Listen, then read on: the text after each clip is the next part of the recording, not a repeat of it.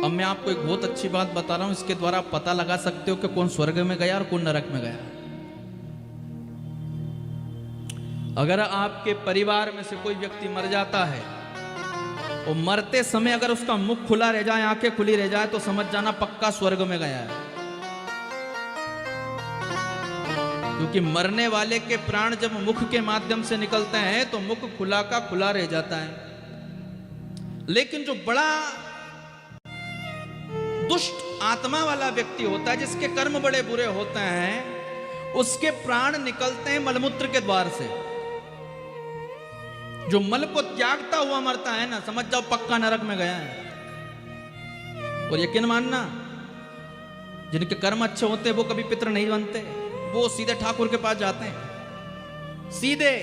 लेकिन जिनके कर्म बुरे हो, ये आपको सबको पता है कि हमारे घर में सबसे दुष्ट व्यक्ति कौन है।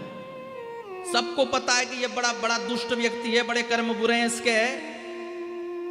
बुरा व्यक्ति ही तो पितर बनता, और पितर बन के क्या करता है, हमें परेशान करता है वो। क्यों? क्योंकि वो वहां दुखी होगा तो तुम्हें यहां चैन से रहने नहीं देता। वो कभी जीवन में आपको सफल होने ही नहीं देगा, आपके काम धंधे में अड़चने पैदा करेगा, चाहकर भी कुछ नहीं कर पाओगे। ये पहचान है पितरों की।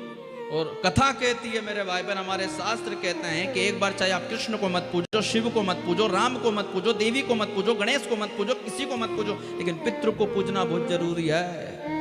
इसलिए जो ये 16 श्राद्ध आते हैं, ये ऐसे नहीं आते हैं, इसकी बहुत बड़ी महत्वता है।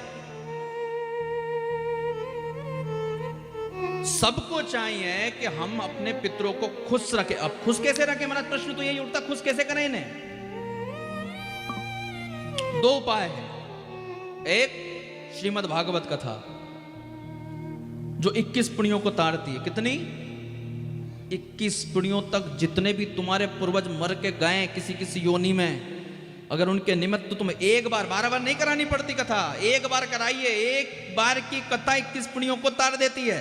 तो तुम्हारे पूर्वज जिस किसी भी योनि में होंगे, सब दूर से छूट छाट के ठाकुर के धाम को चले जाएंगे। इतनी बड़ी महिमा है ये भागवत कथा की मेरे भाई।